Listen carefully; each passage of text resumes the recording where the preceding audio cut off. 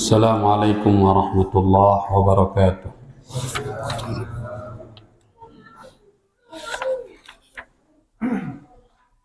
Alhamdulillahi rabbil alamin. Wassalatu wassalamu ala khairil mursalin Nabiyyina Muhammadin wa ala alihi wa ashabihi wa man sara ala nahjihi ila yaumiddin. Qala Allah Ta'ala fil Qur'anil Karim, Ya ayyuhalladzina amanu taqullaha haqqa tuqatihi wa la tamutunna illa wa antum muslimun. Wa qala subhanahu, Ya ayyuhalladzina amanu taqullaha wa qulu qawlan sadida yuslih lakum a'malakum wa yaghfir lakum dhunubakum wa man yuti'illaha wa rasulahu faqad faza fawzan 'azima. Fa inna asdaqal hadithi kitabullah wa khairal huda huda nabiyyina Muhammadin sallallahu alaihi wasallam wa syarral umuri muhdatsatuha fa inna kulla muhdatsatin bid'ah wa kulla bid'atin dhalalah wa kulla dhalalatin finnar. Amma ba'du, ma'asyiral muslimin rahimani wa rahimakumullah.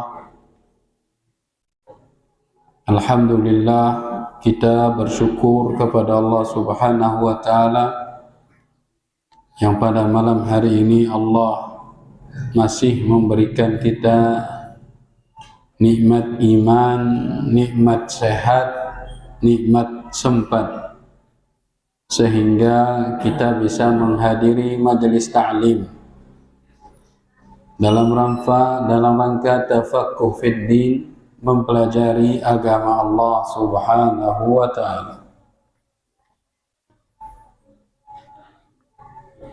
Jamaah rahimani wa rahimakumullah, kita lanjutkan kajian kita pada kitab Al-Usul Ats-Tsalatsah yang dikarang oleh Syekh Al-Mujaddid Muhammad bin Abdul Wahhab rahimahullahu ta'ala rahmatan wasi'ah. Dan kalau tidak salah kita sudah sampai kepada Al-Aslu Tsalits, pokok yang ketiga, yaitu ma'rifatu nabiyyina Muhammadin sallallahu alaihi wasallam. Qala al-muallif rahimahullahu ta'ala,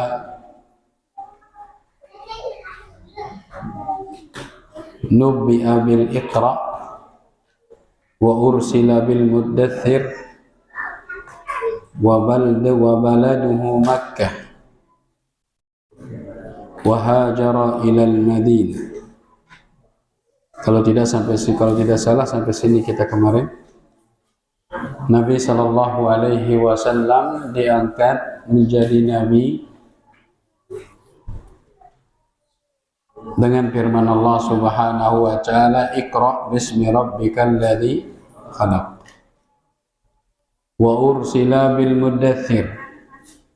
Beliau sallallahu alaihi wasallam diangkat menjadi rasul dengan surat Al-Muddaththir, Ya ayyuhal muddaththir qum fa'anzir wa rabbaka fakabbir wa thiyabaka fatahhir. Nabi adalah laki-laki yang menerima wahyu dari Allah Subhanahu wa ta'ala. Rasul juga laki-laki yang menerima wahyu dari Allah Subhanahu wa ta'ala. Nabi dan Rasul ada sisi persamaan dan perbedaannya. Persamaannya sama-sama laki-laki, dan sama-sama menerima wahyu dari Allah Subhanahu wa ta'ala. Perbedaannya, sebagian ulama mengatakan kalau Nabi itu tidak diperintahkan untuk menyampaikan wahyu tersebut.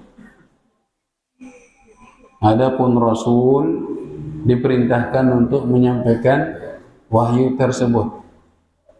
Ini pendapat.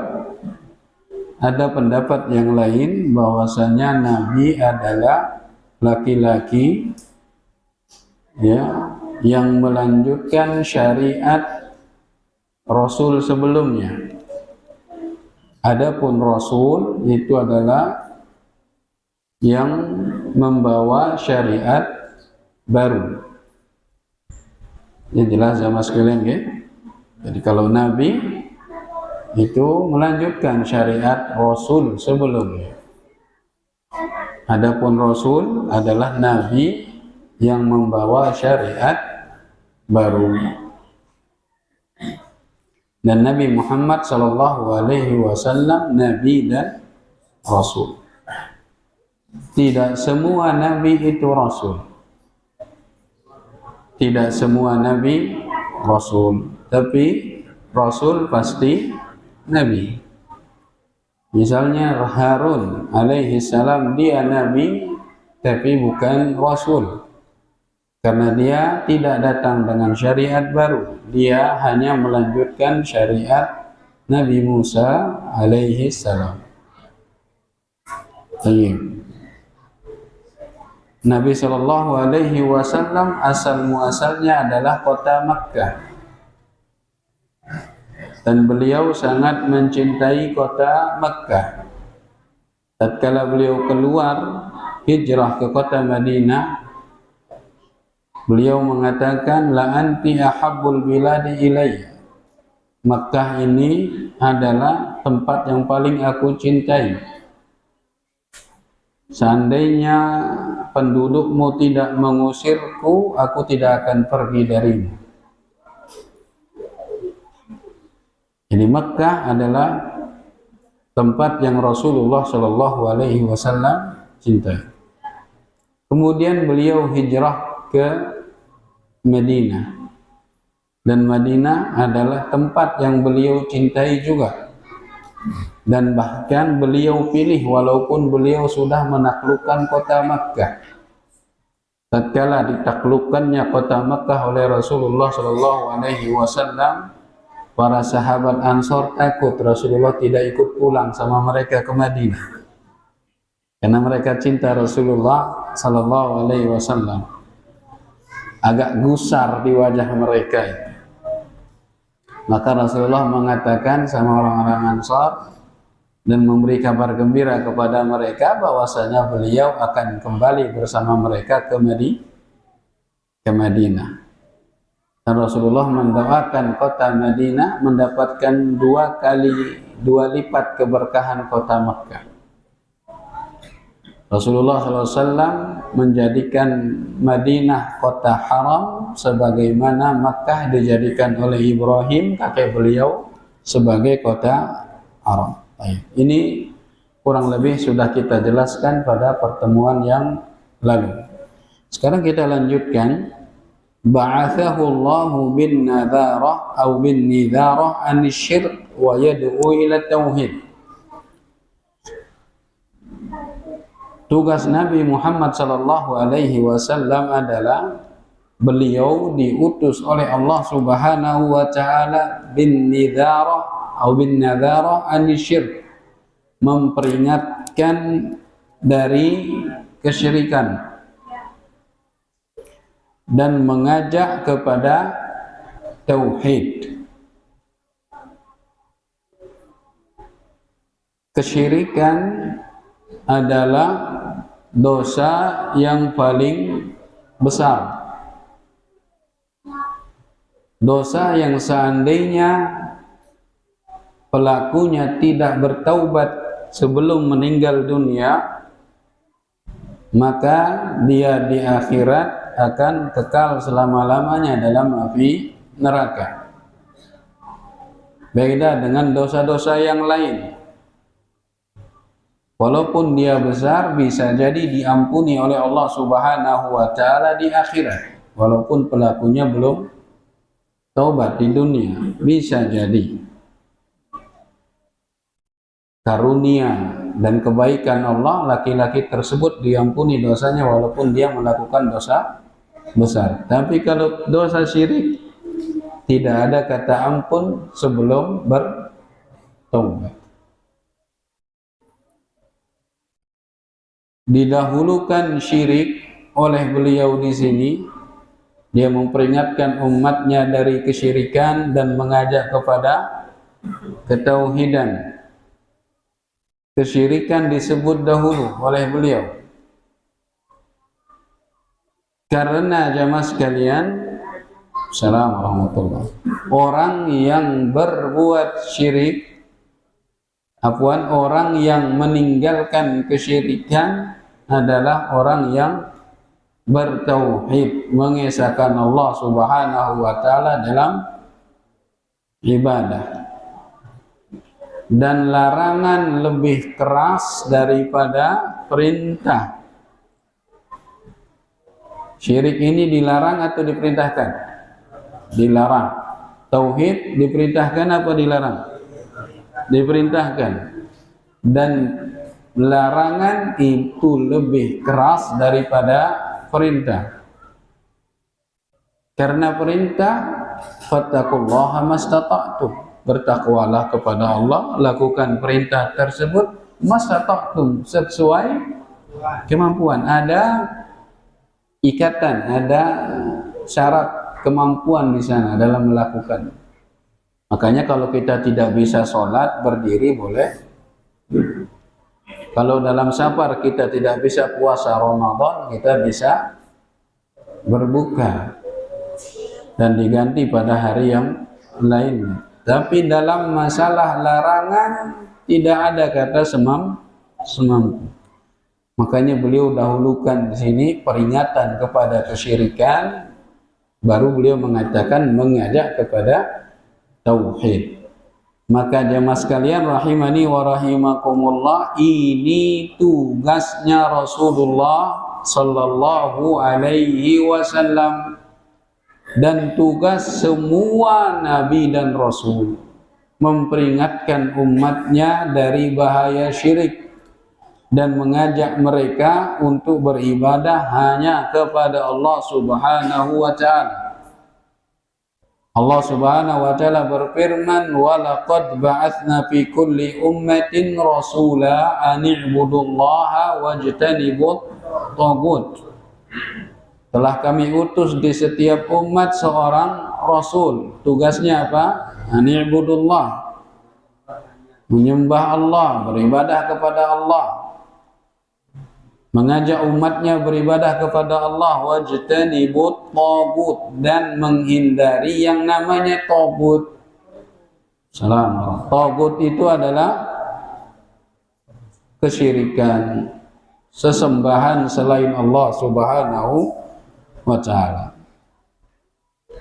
Wad dalilu qauluhu ta'ala.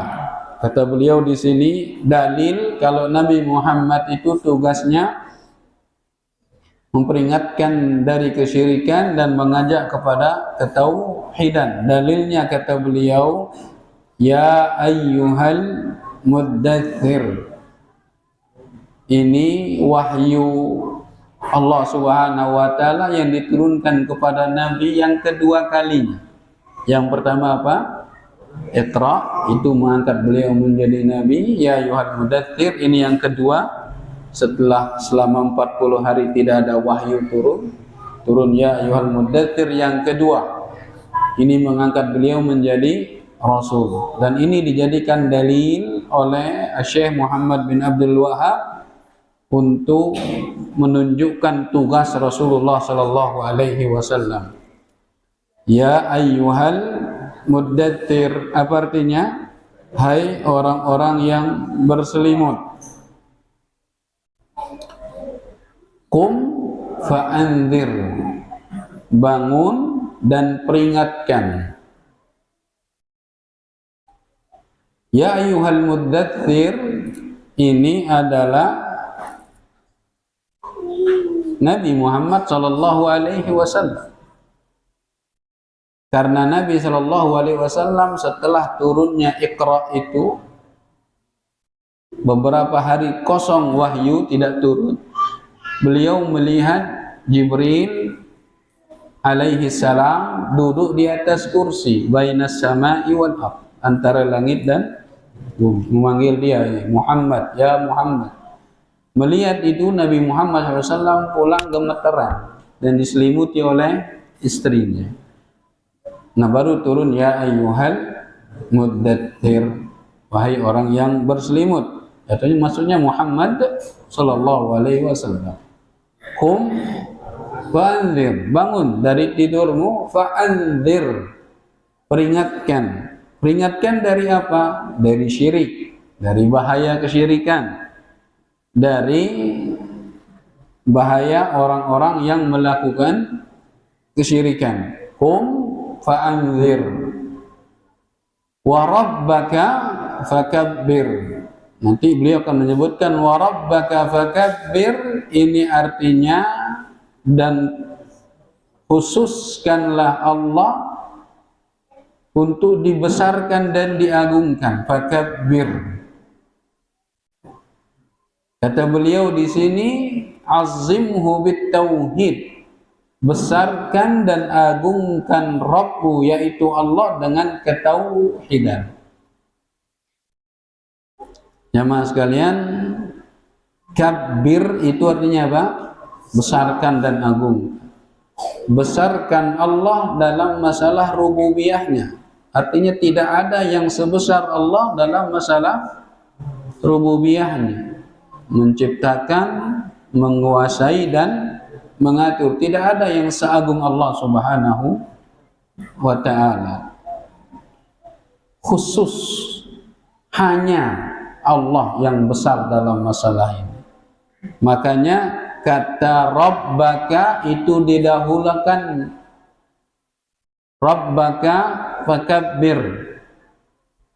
Kalau antum pernah belajar bahasa Arab, sebenarnya susunan katanya jamaah sekalian, wakabbir rabbaka. Kata kerja dulu baru objek. Kata kerja dulu baru objek. Wa rabbaka fakabbir. Tapi untuk menunjukkan kekhususan, Allah Subhanahu wa taala majukan rabbaka wa rabbaka fakabbir, dimundurkan kata kerjanya. Ini menunjukkan apa jemaah sekalian? Kekhususan. Artinya hanya Allah lah yang engkau agungkan. Hanya Allah yang engkau agungkan. Agungkan dalam apa? Dalam segala hal. Dalam masalah rububiyah hanya Allah lah yang engkau agungkan. Dalam masalah uluhiyah, beribadah kepada Allah, maka hanya Allah lah yang engkau agungkan dalam masalah ibadah. Jadi dua ayat ini dalil bahwasanya beliau diutus untuk memperingati dari kesyirikan dan mengajak kepada tauhid. Qum fa'anzir, peringatkan dari kesyirikan, wa rabbaka fakabbir, agungkan Allah dalam ketauhidan, dengan mentauhidkan Allah Subhanahu wa ta'ala. Qum fa'anzir wa rabbaka fakabbir wa thiyabaka fatahhir.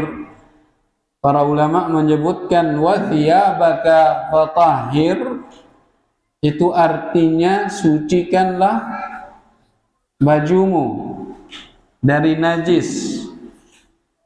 Sucikanlah bajumu dari najis. Thiyab itu artinya baju. Fatahhir, sucikan. Wa thiyabaka fatahhir. Menurut pendapat yang lain, maksud daripada wa thiyabaka fatahhir itu adalah sucikan amalanmu dari kesyirikan, dari bid'ah. Karena thiyab itu dari kata thawbun ma thaba ilaihi. sesuatu yang kembali kepada pemiliknya, itu artinya tsaubun thiyab. Amalan adalah sesuatu yang akan kembali dan terus bersama dengan pelakunya. Betul jemaah sekalian? Semua kita ini nanti akan mempertanggungjawabkan semua amalan kita. Allah Subhanahu wa taala berfirman, wa kullu insanin alzamna alaihi ta'ir.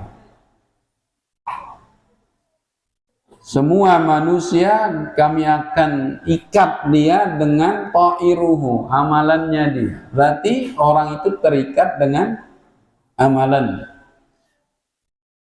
Amalan diumpamakan seperti baju karena dia terikat dengan seseorang. Paham maksudnya ini? Jadi Allah mengatakan di sini maksudnya wa thiyabaka fatahhir itu adalah sucikan amalan. Dari apa? Dari syirik, syirik kecil, syirik besar. Dan sucikan amalanmu dari perkara-perkara bid'ah yang bukan dari ajaran Islam. Jelas ya mas sekalian? Wa thiyabaka fatahhir. Jadi ada dua penafsiran. Penafsiran pertama, ya sesuai dengan lahiriah ayat ini, sucikanlah bajumu dari najis. Yang kedua, sucikanlah amalanmu. Wa thiyabaka fatahhir warrujza fahjur. Artinya dan rujz. Ar-rujzu ditafsirkan oleh beliau nanti adalah al-asnam, patung, berhala, sesembahan selain Allah Subhanahu wa taala itu masuk ke dalam kategori ar-rujzu. War-rujzu fahjur, dan perbuatan atau ar-rujzu itu tinggalkan dia. Kata beliau ar-rujzu di situ maksudnya adalah patung, berhala, fahjur, tinggalkan. Wala tamnun tastakthir, jangan engkau memberi wahai Muhammad tapi mengharapkan balasan yang lebih. Kalau kita memberi, beri ikhlas karena Allah Subhanahu wa taala tanpa mengharapkan balasan.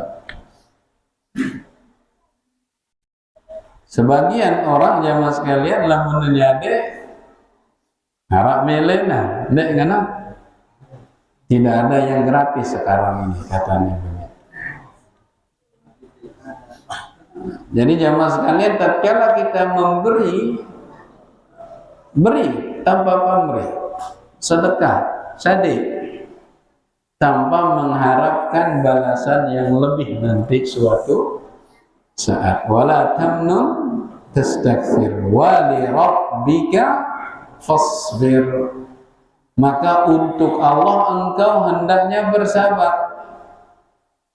Berkorban untuk Allah hendaknya bersabar, beribadah kepada Allah hendaknya bersabar, berjuang untuk Allah hendaknya bersabar. Wa li rabbika fasbir. Ini Al-Muddathir ayat 1 sampai 7 yang dijadikan dalil oleh beliau di sini ayat kedua dan ketiga untuk menunjukkan tugas Nabi Muhammad Sallallahu Alaihi Wasallam diutus oleh Allah. Apa itu ayat yang kedua? Qum fa'anzir, bangun dan peringati orang dari kesyirikan, dari bahaya kesyirikan.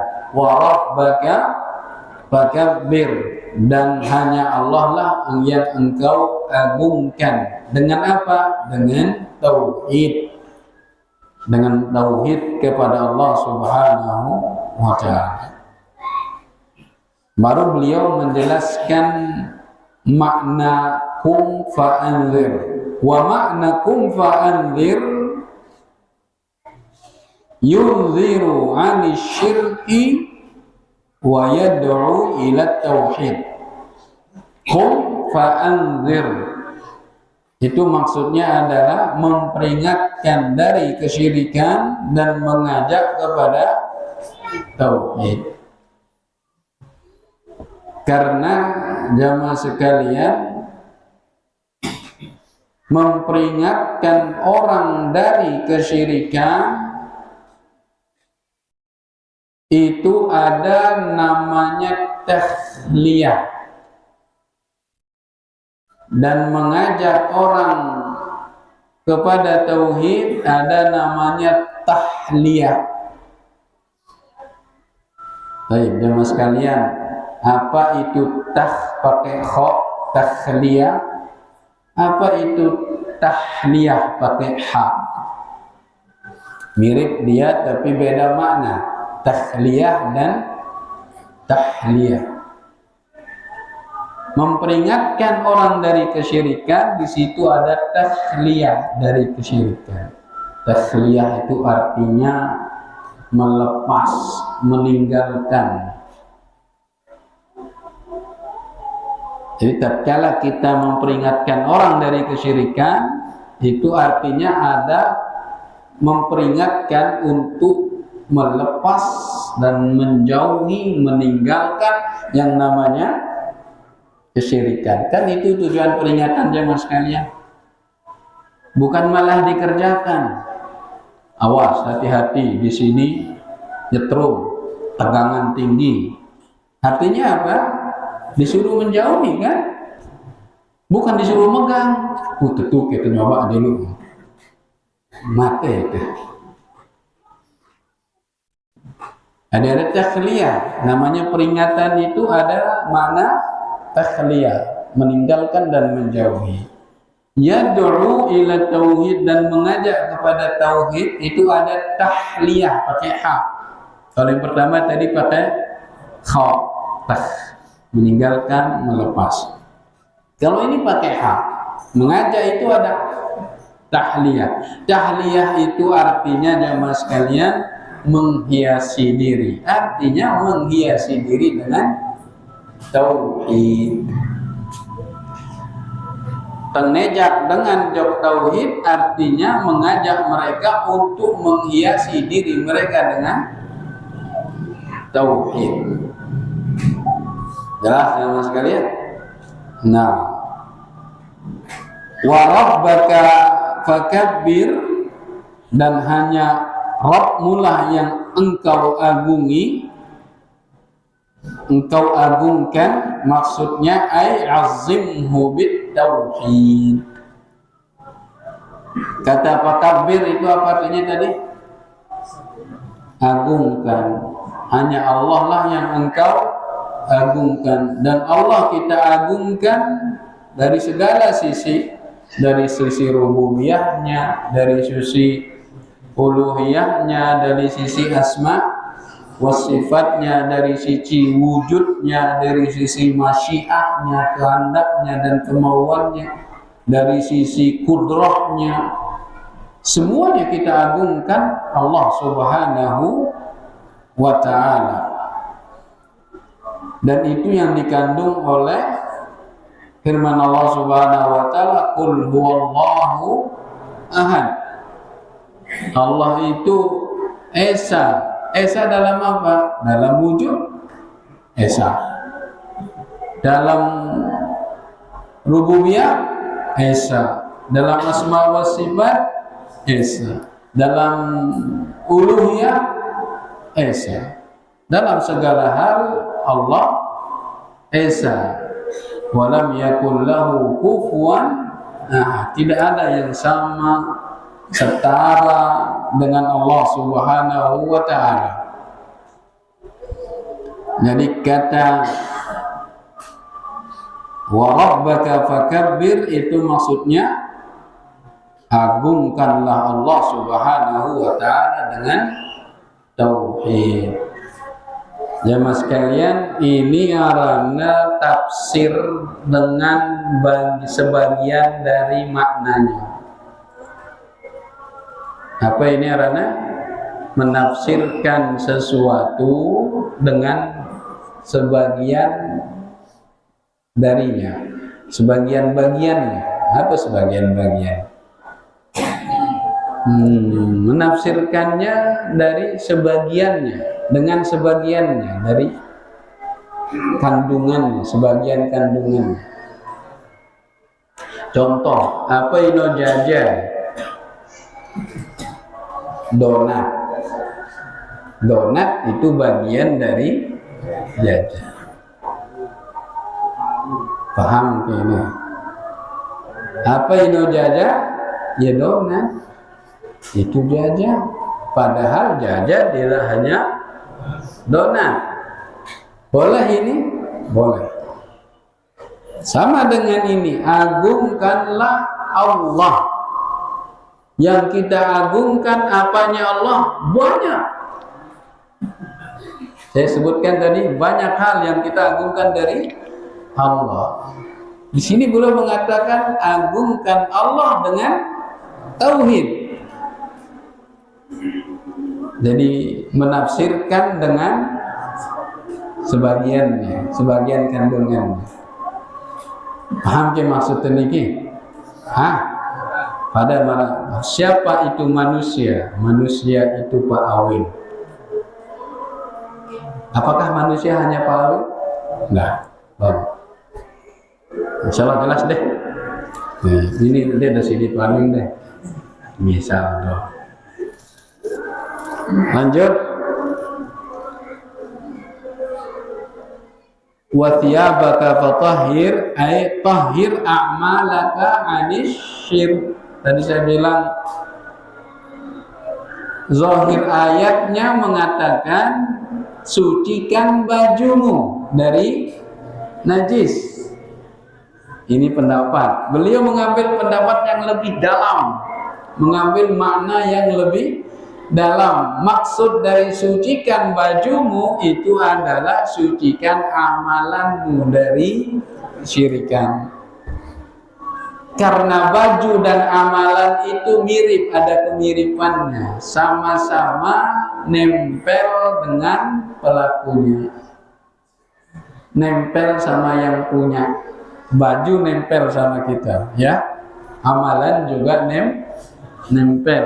Makanya beliau menafsirkan baju di situ dengan amalan. Sucikan amalanmu dari kesyirikan. Karena kesyirikan jamaah sekalian walaupun kecil itu bisa menghapuskan amalan. Amalan yang tidak suci dari syirik, kotoran syirik, maka amalan tersebut akan terhapus. Lain asyrakta la yahbatanna amal. Kalau kamu berbuat syirik, maka amalanmu akan terhapus. Kalau syiriknya kecil, maka menghapus amalan yang di situ ada syirik. Kalau syiriknya kecil, misalnya sholat, kemudian dia riya, maka sholat itu yang terhapus. Yang tidak ada syiriknya tidak terhapus. Tapi kalau syirik besar, tidak taubat darinya, semua amalan terhapus. Paham niki? Jadi syirik kecil itu apa sih hapusannya? Ya amalan yang di situ ada syirik kecil itu ada yang dihapus. Yang tidak ada syirik kecilnya itu tidak terhapus. Sedekah si ikhlas, terimanya si Allah. Sholat si riya, tolaknya ya hapusnya si Allah Subhanahu wa ta'ala. Tapi kalau syirik besar, tidak taubat dari syirik besar tersebut, akan menghapuskan semua amalan. Jelas insyaallah. Baik. Warrujza fahjur, warrujza itu artinya al-asnam, patung. Jamaah sekalian, patung itu sesembahan yang berbentuk berbentuk manusia, nganjang, arah gambaran manusia, nah itu namanya apa? Patung. Sesembahan ternyata tersembahan selain Allah bukan hanya patung saja. Ada kubur, ada pohon, ada batu, ada dedemit. Tahu dedemit? Dikit demit bahasa itu pelit ini. Dedemit. Isin ini, isin ino, isin gunung, isin beringin, bebunut, ino sembahan. Nah, kalau tidak berbentuk manusia itu namanya watan. Apa? Watan. Wawu sin nun. Watan. Watanun awtan. Yang tidak berbentuk manusia watan. Yang berbentuk manusia asnam. Apa? Asnam. Coba di kitab buku ini asnam. Lalu lamun tersebut asnam, otomatis wasan masuk pada barang iman, barang Islam. Sebut iman doang, Islam tama. Sebut Islam doang, iman tama. Pada barang ini, lamun tersebut asnam doang, wasan masuk. Sebut wasan doang, asnam masuk. Keduanya sebut tuh mun asnam no patung, wasan dino selain patung. Jelas? Di sini dikatakan warrujza ay al asnam, maksudnya sesembahan selain Allah, mau patung atau yang bukan patung. Wahjur, dan tinggalkan artinya tinggalkan patung tersebut dan pelakunya. Wal bara'atu minha wa ahliha, dan berlepas diri dari patung sesembahan selain Allah dan pelakunya yang menyembah patung tersebut. Jelas? Itu arti warrujza fahjur. Akhadha ala hadai asyra sinin yad'u ila tauhid. Masya Allah. Jamaah sekalian, Nabi Muhammad SAW awal-awal dakwahnya setelah turun ya ayyuhal muddatsir, beliau mulai dakwah diam-diam. Kemudian setelah turun wa anzir ashiratakal aqrabin, mulai beliau berdakwah dengan terang-terangan. Itu dari beliau diangkat menjadi rasul, jadi nabi dan rasul, kemudian sampai 10 tahun beliau hanya mengajak kepada tauhid dan meninggalkan syirik. 10 tahun jamaah sekalian. Ndek neman nyuruh dengan berzakat, ndek neman nyuruh dengan sholat, ndek neman nyuruh dengan sedekah dan yang lain-lainnya. Intinya apa 10 tahun ini? Tauhid, perintah kepada atau ajakan kepada tauhid dan meninggalkan kesyirikan. Karena ini jamaah sekalian inti dakwahnya para rasul, termasuk Nabi Muhammad sallallahu alaihi wasallam. Ini intina. Lamun kena ini insyaallah si lainno ya kena. Kalau benar tauhid orang, maka yang lain itu benar. Ya sholatnya, ya zakatnya, ya sedekahnya, hajinya. Lagu lamun salah lek tauhid niki masih yang berbuat syirik, tarak gunanya sholat. Nara mau nak hadiah apa pahala dengan sedekah, ya masih berbuat syirik. Ya ampun, sampai 10 tahun Rasulullah di Makkah awal-awal ngajak orang untuk meninggalkan kesyirikan dan melakukan tauhid. Subhanallah. Berapa tahun jemaah sekalian? 10 tahun. Jadi namun dengar tak ya dengan salafi ini kan tauhid, doang akidah, doang rausna. Ini nak lain ke, ini sih penting. Apalagi zaman tenangkala zaman waseda, syirik menyebar di mana dan orang kadang tidak tahu itu adalah perbuatan syirik. Perlu kita ngajarkan tauhid ya mas kalian. Dendek tak anggap remeh masalah ini. Aduh, temulake takut ustaz. Muslim wahida dengan tersubul Islam. Tulake takut ustaz jatuh dalam perbuatan syirik. Kan dia takut. Nabi Ibrahim dong takutnya. Saya ngeraguan iman Nabi Ibrahim alaihissalam. Darah. Dagang takut ya dengan syirik. Allah Subhanahu wa taala menceritakan doa Nabi Ibrahim alaihi salam, wajnubni wa baniya an na'budal asnam. Ya Allah, jauhkanlah aku dan anak-anakku dari beribadah kepada patung berhala. Nuno doa Nabi Ibrahim. Terus kita nganggap remeh. Apakah kita lebih baik daripada Nabi Ibrahim alaihissalam?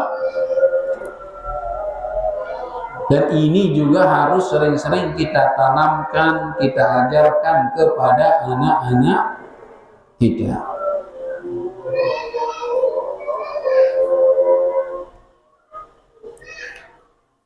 Wa ba'da al-ashri urija ila sama. Setelah 10 tahun beliau diangkat ke langit. Beliau ingin menjelaskan jamaah sekalian, perintah sholat itu setelah 10 tahun Nabi berdakwah kepada tauhid. Jadi yang pertama itu bukan suruh sholat dulu. Nah, tauhid dulu 10 tahun. Baru beliau diangkat ke langit. Urija itu artinya apa? Diangkat. Dalam peristiwa apa? Isra dan Mi'raj. Boleh sebutkan urija saja. Ada Isra itu diperjalankan dari kota Makkah ke kota Madinah makarnya. Aqsa ya. Dari kota Makkah ke Masjidil Aqsa itu namanya Isra. Mi'raj itu urij, diangkat ke langit. Menggunakan hewan namanya buraq. Tapi buraq jamaah sekalian bukan wajahnya perempuan. Hewan seperti kuda tak punya sayap dan digambarkan oleh sebagian orang mukanya muka perempuan. Tidak ada. Itu penghinaan kepada Rasulullah Sallallahu Alaihi Wasallam. Kalau ditanya kenapa mukanya perempuan, karena Rasulullah suka perempuan. Iya dan billah. Ini penghinaan kepada Rasulullah Sallallahu Alaihi Wasallam. Bukan hewan biasa. Namanya buraq. Itu berjalan, kalau lari itu dia tidak napak naik ujungnya doang kena. Saking becaknya jadi ujung-ujung naiknya doang ya sih menyentuh.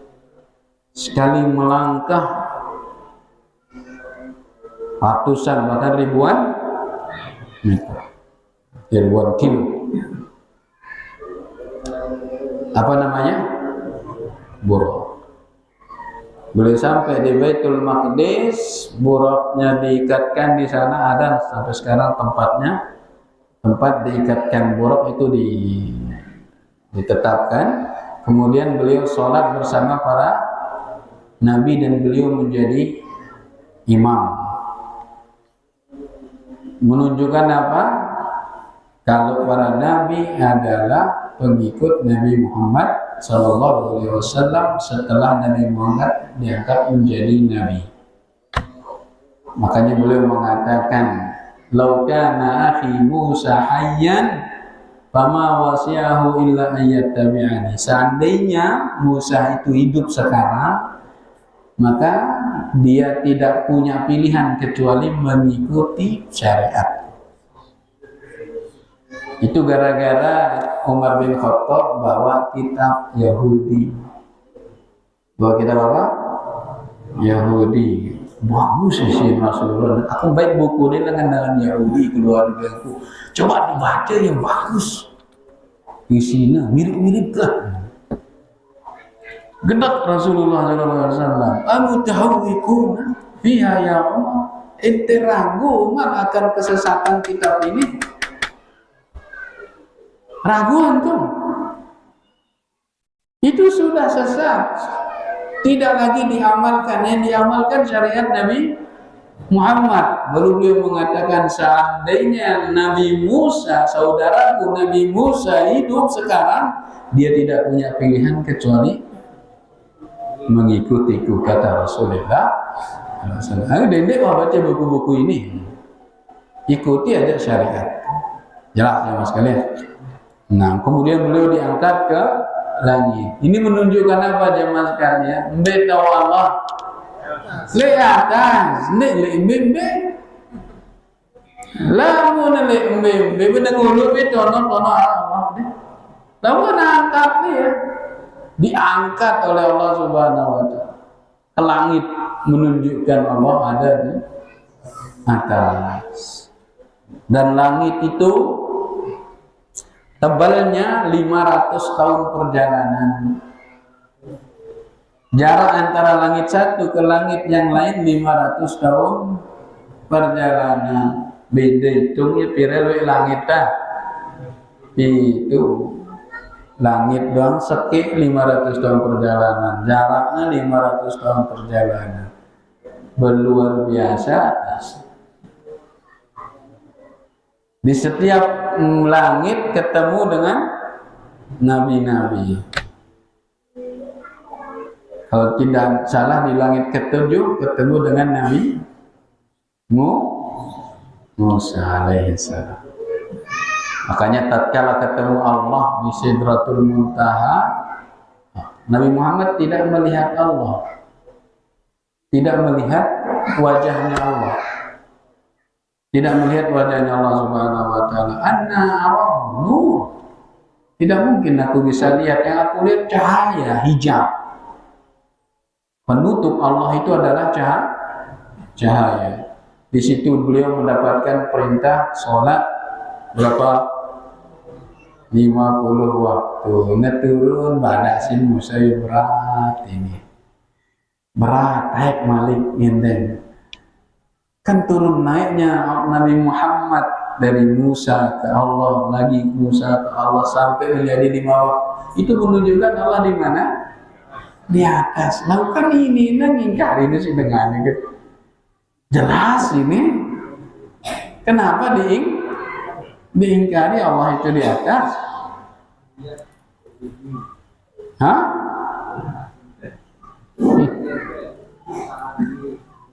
Iya. Nah, di atas langit sana Rasulullah SAW menerima perintah untuk sholat 5 waktu. Wa shalla fi Makkah 3 sinin, dan beliau sholat di Makkah selama 3 tahun.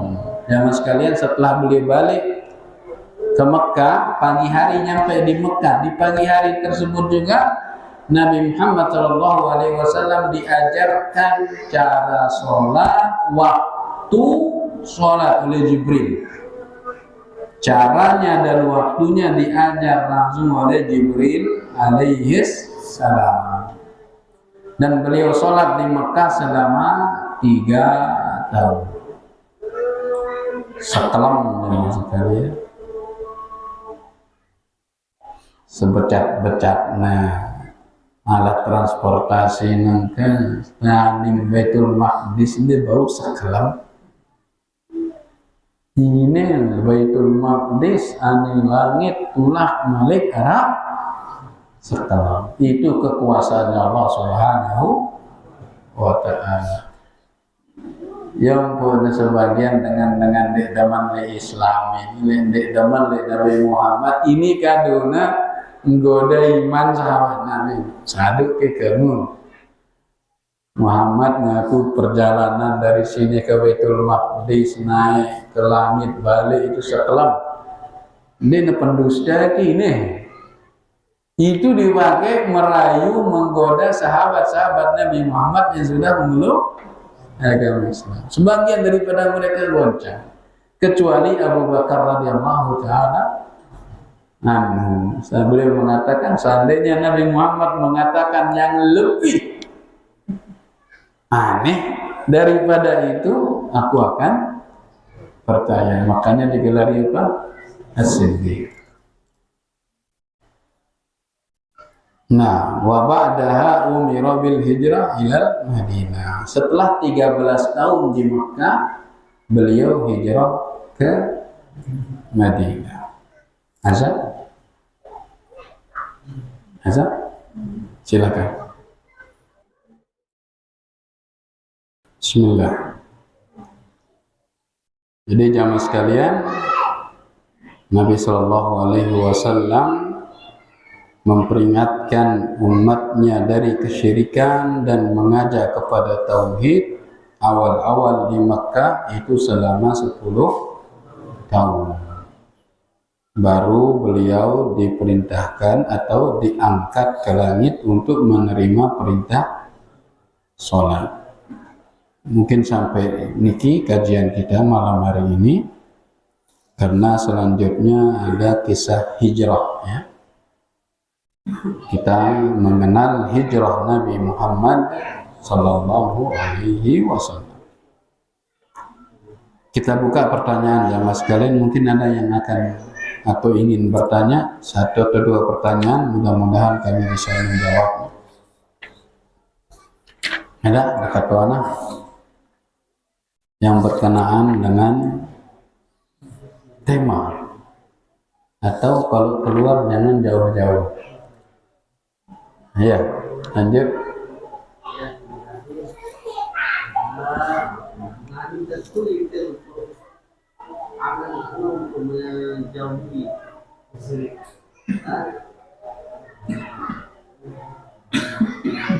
Nanti yang permasalahan adalah berpikir cara menentukan mana perbuatan itu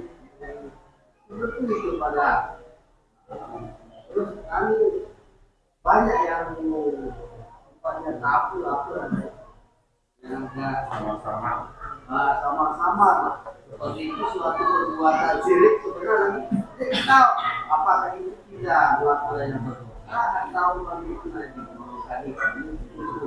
Nah, jamaah rahimani wa rahimakumullah, bagaimana caranya kita mengetahui ini syirik, ini bukan syirikan gitu. Caranya adalah dengan sering-sering menuntut ilmu. Karena melakukan perintah butuh ilmu, menjauhi larangan juga butuh ilmu. Bukan hanya melakukan perintah saja butuh ilmu, tapi meninggalkan larangan itu juga butuh ilmu. Jadi ibadah kita itu 2 modelnya. Ibadah fi'il, ibadah tark. ibadah dalam bentuknya melakukan perintah. Yang ibadah kedua modelnya meninggalkan larangan. Dua-duanya ibadah. Dan ibadah butuh ilmu. Makanya Abu Utsman An-Nahdi, ya, beliau masuk kategori tabi'in. Abu Utsman An-Nahdi mengatakan yang namanya takwa itu antaf'ala ma amarakallah ala nurin minallah wa tarju thawabah. Takwa itu melaksanakan perintah Allah berdasarkan ilmu dari Allah, cahaya ilmu, dan mengharapkan pahala dari Allah. Wa an tajtaniba ma nahallah, dan engkau meninggalkan apa yang Allah larang ala nurin minallah, apa yang Allah larang, ya, meninggalkan apa yang Allah larang ala nurin minallah, berdasarkan cahaya dan petunjuk dari Allah. Maksudnya apa? Ilmu. Wa takhafu iqabah, dan engkau takut dari iqab dan hukuman Allah Subhanahu wa taala. Dua-duanya ala nur. Melaksanakan perintah, menjauhi larangan, itu ala nur, harus berdasarkan ilmu. Makanya bagaimana caranya untuk bisa membedakan? Ya banyak-banyak menuntut ilmu, baca, sering-sering hadiri majelis taklim yang di situ ustadz-ustadznya ilmunya bersumber dari Al-Quran dan hadis, yang disampaikan Al-Quran dan hadis, bukan cerita-cerita dongeng. Karena banyak sekarang ustadz-ustadz hobinya cerita, apalagi melucu sebagian ustaz. Isinya dari awal ketawa, di belakangnya sepanduk beli majelis taklim itu di sana, lagu isinya ngelucu.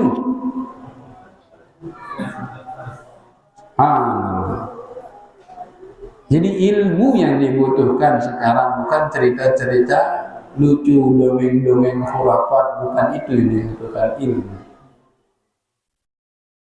Maka lamun dengan si mele dan nuntut ilmu, rajin nuntut ilmu, kita sudah sering disebutkan jamaah sekalian, lamun tergerak hati itu untuk nuntut ilmu, berarti Allah menginginkan kebaikan dari kita.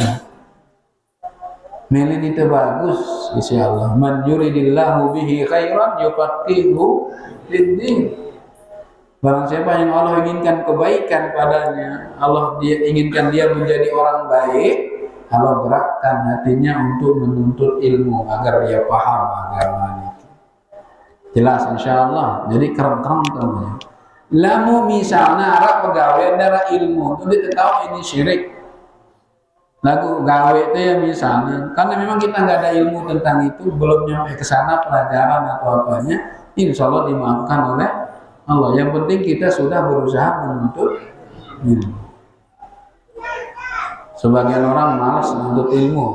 Aduh, dia pemilih menuntut ilmu. Hari duit tahu pun dia berkanggu. Tidak ada alasan ya mas sekalian. Orang yang dimaafkan gara-gara ketidaktahuannya itu adalah orang yang tidak mampu menuntut ilmu. Entah dia tinggal di pelosok Irian Jaya sana, tidak ada internet, tidak ada pelosok hutan. Itu yang dimaafkan karena ketidaktahuan mereka.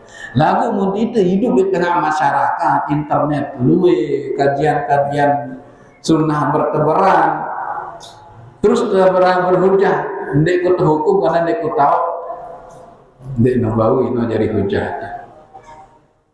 Harus tekerang untuk ilmu. Jelas jamaah sekalian.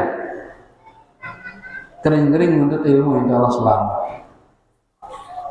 Allah Ta'ala alam. Si kedua apa? Ini apa nih? Anu tentang Isra itu banyak yang berdebaran tentang masalah Isra. Ini yang pertanyaan kedua lah.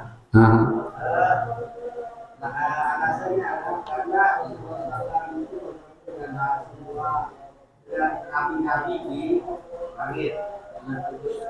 Ini di antara Nabi itu sudah wafat. Tapi ini pertanyaannya, apakah Rasulullah SAW itu dalam rohnya atau dengan jasadnya lahir? Karena ini khilaf di antara para ulama. Ini khilaf di antara para ulama. Tapi yang jelas, yang terkuat adalah dengan jasadnya dan rohnya. Bukan rohnya saja, tapi dengan jasadnya. Buktinya apa? Dia naik buruk. Kalau roh ngapain naik buruk? Ya. Kemudian beliau sholat dengan para nabi. Bahkan sekarang batu pijakan beliau untuk naik ke langit itu masih ada, diabadikan di sana di Baitul Maqdis. Jadi yang kuat adalah jasad dan rohnya. Terus nabi yang sholat sama beliau itu apakah dibangkitkan? Wallahu ta'ala a'lam. Ya, bisa jadi dibangkitkan oleh Allah Subhanahu wa taala, atau bisa jadi kita anggap mereka sudah mati tapi sebenarnya mereka masih hidup, diangkat oleh Allah Subhanahu wa taala ke langit. Itu semuanya perkara-perkara gaib yang kita hanya bisa mengimani saja. Akal kita tidak sampai ke sana. Artinya apa sih kabarannya insya Allah isi Rasulullah dalam hadis yang sahih itu insya Allah benar, ya, itu adalah sebuah kebenaran yang wajib kita imani. Bagaimananya, apakah Nabi itu dibangkitkan atau gimana? Wallahu ta'ala a'lam. Ada lagi ya Mas Galen? Syirik itu kan menghapus hal-hal ya. Sepertinya ini berbuat syirik. Kalau dia naik, tahu dia bahwa itu syirik, kemudian bertobat, apakah amalnya yang terhapus itu bisa kembali lagi? Ya, ada.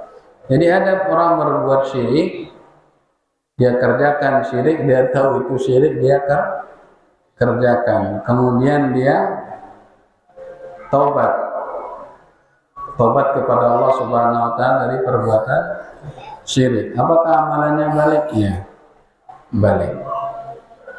Dan dihitung, bukan terhapus. Terhapus itu kalau dia tidak taubat dari perbuatan syirik tersebut. Ada ayatnya.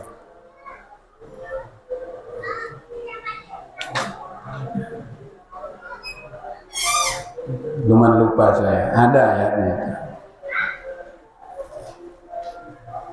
PR ya. Ada lagi jemaah sekalian? Mi'raj bukan mi'raj.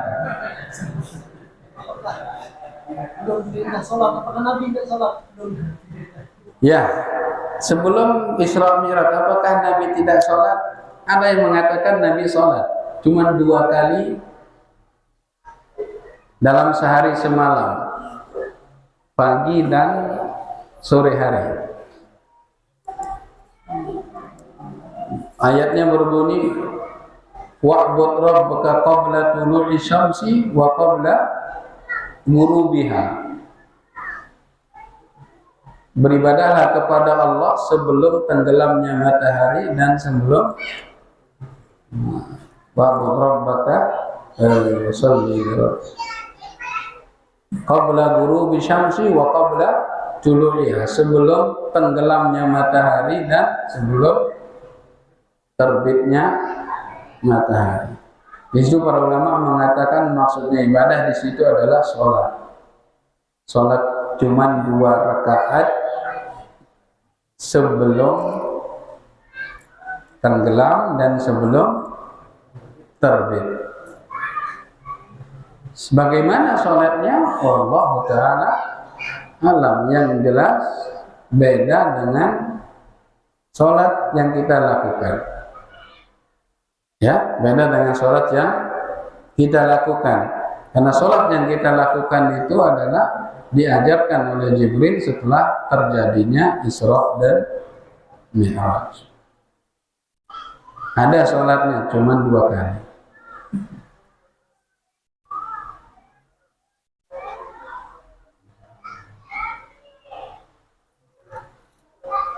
Fasabbih bihamdi rabbika qabla tulu'i syamsi wa qabla ghurubiha. Itu bunyi ayat. Fasabbih bihamdi rabbika qabla tulu'i syamsi wa qabla ghurubiha. Itu maksudnya sholat 2 kali dalam sehari dan semalam. Wallahu ta'ala a'lam. Tapi seperti apa sholatnya? Allah, saya tidak tahu. Adapun sholat yang kita lakukan sekarang ini itu adalah sholat setelah Isra dan Mi'raj. Mungkin sampai sini jamaah sekalian ya. Subhanakallahumma rabbana wa bihamdika asyhadu an la ilaha illa anta astaghfiruka wa atubu ilaik. Assalamualaikum warahmatullahi wabarakatuh.